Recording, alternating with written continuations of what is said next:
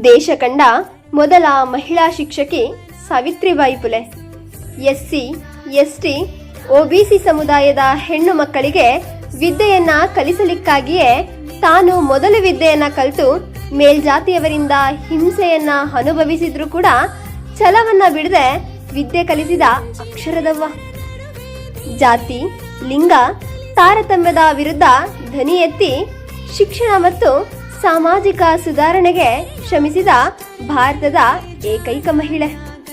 ಶಿಕ್ಷಣವೆಂದ್ರೆ ತಿಳಿಯದ, ಅಕ್ಷರಗಳೆಂದರೆ ಗೊತ್ತಿಲ್ಲದ ಆ ಕಾಲದಲ್ಲಿ ಶಾಲೆಗಳನ್ನ ತೆರೆದು ಭಾರತದಲ್ಲಿ ಅಕ್ಷರ ಕ್ರಾಂತಿಯನ್ನ ಆರಂಭಿಸ್ತಾರೆ.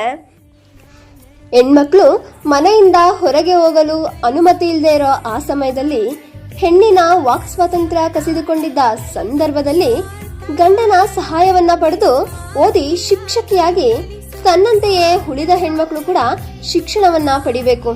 ಆಗ ಮಾತ್ರ ಸುಶಿಕ್ಷಿತ ಮನೆಯನ್ನ ಕಾಣಲು ಸಾಧ್ಯ. ಮನೆಯ ಹೆಣ್ಮಗಳು ಸುಶಿಕ್ಷಿತಳಾದರೇನೆ ಸಮಾಜ ಕಲ್ಯಾಣವಾಗುವುದು ಎಂದು ತನ್ನ ಅಭಿಮತವನ್ನ ಹೊರಹಾಕ್ತಾರೆ ಸಾವಿತ್ರಿಬಾಯಿ ಫುಲೆ. ಸಾವಿತ್ರಿಬಾಯಿ ಫುಲೆ ಮೊದಲಿಗೆ ಅಕ್ಷರ ಬೀಜ ಬಿತ್ತಿದ ಜ್ಞಾನಜ್ಯೋತಿ. ಅಜ್ಞಾನವ ತೊಲಗಿಸಿ ಸುಜ್ಞಾನದತ್ತ ದೀವಿಗೆ ಹಚ್ಚಿದ ಮಹಾಜ್ಯೋತಿ. ನಮ್ಮಿ ನಾಡಿನ ಮೊದಲ ಗುರುಜ್ಯೋತಿ.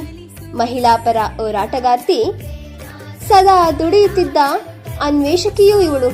ಸಕಾರ ಮೂರ್ತಿ, ನಮ್ಮಿ ದೇಶದ ಭಾಗ್ಯದಾತೆ. ಶಿಕ್ಷಣಕ್ಕೆ ಆಧುನಿಕತೆಯ ಮೆರುಗು ನೀಡುತ್ತಿದ್ದ ದಿವ್ಯ ಜ್ಯೋತಿ. ತಾಯಿ ನಿನಗೆ ನಮೋ ನಮೋ. ಹೆಣ್ಣು ಸಮಾಜದ ಕಣ್ಣು. ಪ್ರತಿ ಹೆಣ್ಣು ಕಲಿಯಬೇಕೆಂದು ಸಾರಿದ ನಮ್ಮಿ ನಾಡಿನ ಸಾಕ್ಷರ ಜ್ಯೋತಿ.